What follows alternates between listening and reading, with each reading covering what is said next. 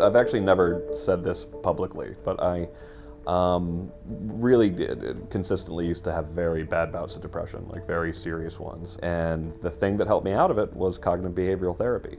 I worked with a great therapist, and it took about 9 months of me doing it to really feel the full benefit. But 9 months in, I was happy, I think, for the first time in years after practicing it. I think the most amazing thing about cognitive behavioral therapy is it teaches people to overcome anxiety and depression simply by arguing fairly with themselves. And when you extend that to arguing fairly with others, we have a formula that can make people less anxious and less depressed, but potentially also have more productive arguments, which I think our society desperately needs.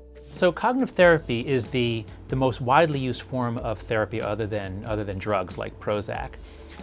And I love it because it's based so clearly on one of the deepest principles in psychology, which is that there's nothing good or bad, but thinking makes it so. John Haidt and I have been friends for a couple of years. I was a huge fan of his first book, The Happiness Hypothesis, which actually talks about CBT and how incredibly effective it is at dealing with anxiety and depression.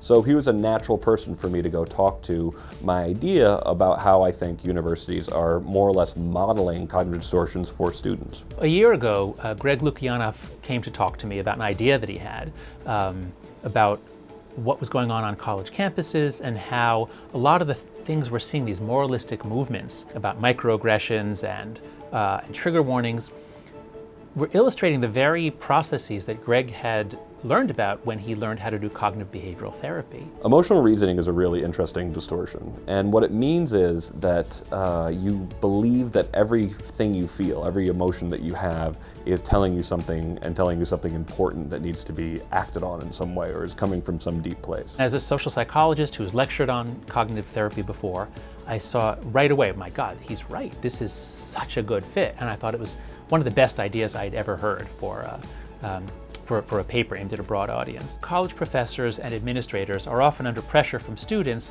to enact these practices, these speech codes, these trigger warnings.